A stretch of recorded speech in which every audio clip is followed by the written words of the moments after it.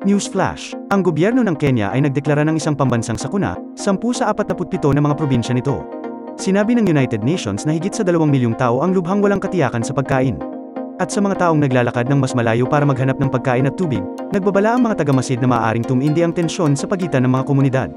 Ayon kay Kenyan President Uhuru Kenyatta, ang Africa, habang kasalukuyang responsable para sa isang balewalang halaga ng kabuuang global greenhouse gas emissions, ay nasa ilalim ng malaking banta mula sa pagbabago ng klima. Ang kontinente ay responsable para sa 4% lamang ng mga pandaigdigang emisyon.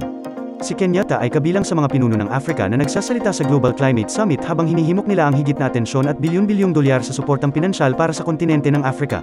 Ang mga eksperto ay nagbigay ng babala na ang ganitong mga pagkabigla sa klima ay magiging mas karaniwan sa buong Africa, na may pinakamababang kontribusyon sa pag-init ng mundo, ngunit higit na magdurusa rito. Lahat po ng Newsflash video ay makikita sa aking Newsflash playlist. Sa mga gusto naman po ng mga biblical topics, punta po kayo sa aking channel na Mahafree TV.